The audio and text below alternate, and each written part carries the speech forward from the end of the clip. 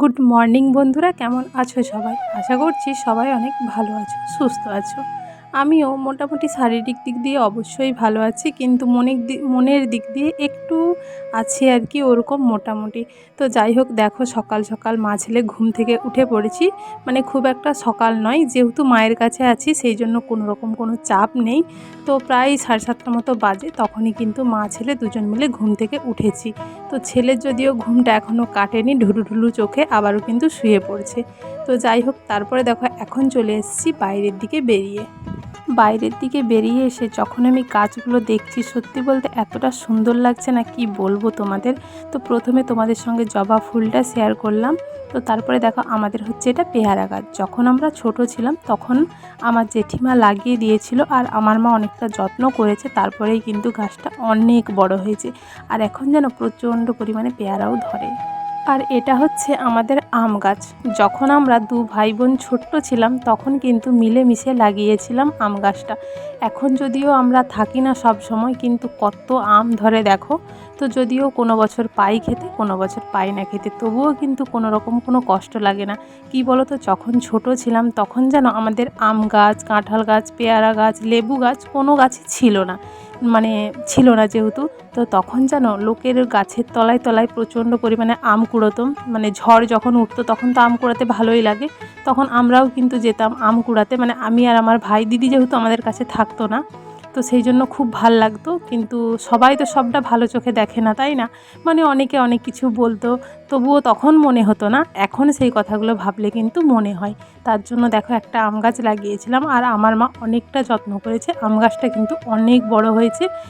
বাইরেটা বেশ সুন্দর ছাওয়া দেয়, যেহেতু আমাদের এটা জন্মভিটে নয়, তো সেই জন্য কেনার সময় কোনো রকম কোনো গাছ ছিল না আর কি। এর জন্য যেন অনেকের আমতল, জামতল, পেয়ারাতল অনেক কিছুই ঘুরতাম, আর ঘুরে ঘুরে সমস্ত কিছু কুড়িয়ে আনতাম। তখন কিন্তু খেতেও অনেকটা ভালোবাসতাম সত্যি বলতে। যখন আমের সিজন হতো না, আম ছাড়া যেন গলা দিয়ে ভাতই নামতো না। এরকম একটা ব্যাপার ছিল। এখন যেহেতু আমাদের বিয়ে হয়েছে, আমরা এখানে থাকি না, তো যখনই আসি, এই সিজনে আমি বেশিরভাগ সময় আসি, তখন কিন্তু আমটা পাকে। কিন্তু সত্যি বলতে খাই না, খুব একটা খাই না, একদমই খেতে ভালোই লাগে না বললে চলে, আম যেহেতু। আর ছেলে তো খুবই ভালোবাসে, ওর কিন্তু খুব ভাল লাগে, যেহেতু ওর মামা বাড়িতে এত সুন্দর একটা আম গাছ আছে। তো এখন আনারস গাছও আছে, আনারস প্রতি বছরই ধরে। আর কাঁঠাল গাছও আছে, কাঁঠাল কিন্তু এখনও ধরেনি। আর লেবু গাছও আছে, লেবুও কিন্তু এখনও ধরেনি। তো কী বলো তো, ভাবলে একটা অবাক লাগে, যখন ছোট ছিলাম তখন এগুলো খেতে ভালোবাসতাম, কিন্তু বাড়িতে গাছ ছিল না, যার জন্য অনেকে অনেক কিছু বলতো। আর এখন দেখো গাছ হয়েছে, কিন্তু খাওয়ার লোক নেই, খেতেই ইচ্ছে করে না। আমি তো কাঁচা কেন পাকা কেন টক তো খাইই না। যদি মাঝে মধ্যে একটু আধটু ইচ্ছে হলে, খুবই সামান্য। তো এই হচ্ছে ব্যাপার আর কি। সত্যি এই ভাবি, যখন ছোট ছিলাম তখন এগুলোর ইচ্ছে ছিল খাওয়ার, তখন ছিল না। আর এখন যেহেতু আছে, এখন আর ইচ্ছে হয় না।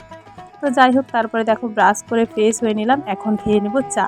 তো মা চাটা বানিয়ে রেখেছিল, আমি একটু গরম করে নিলাম। আর মা না আমাদের বাড়িতে এখন নেই, আমার দাদার যেহেতু ছেলে হয়েছে ওইখানে কিন্তু মা জেঠিমা সবাই আছে, তার জন্য আমি কিন্তু একাই আছি। আর ছেলের যেহেতু হাতটা ভেঙে গেছে, তার জন্য ওকে সবসময় আমি ক্যামেরায় দেখাই না। আমার যেন একটু একটু কেমন কেমন লাগে। তারপরে বাপের বাড়িতে এসে হাতটা ভেঙেছে, সেই জন্য না সেইভাবে আমি ভিডিও তোমাদের সঙ্গে দিতে পারছি না। তো এখন যেহেতু ও একটু ভালো আছে, আর এখন আমার সময়টা আর আমার পরিস্থিতিটা একটু ঠিকঠাক লাগছে নিজেকে। তো সেই জন্য ভাবলাম তোমাদের সঙ্গে ভিডিও শেয়ার করি। যেহেতু আমি ভিডিও বানাই, চ্যানেলগুলো ডাউন হয়ে যাবে ভিডিও না দিলে। তো যাই হোক, সবাই ভালো থেকো, সুস্থ থেকো।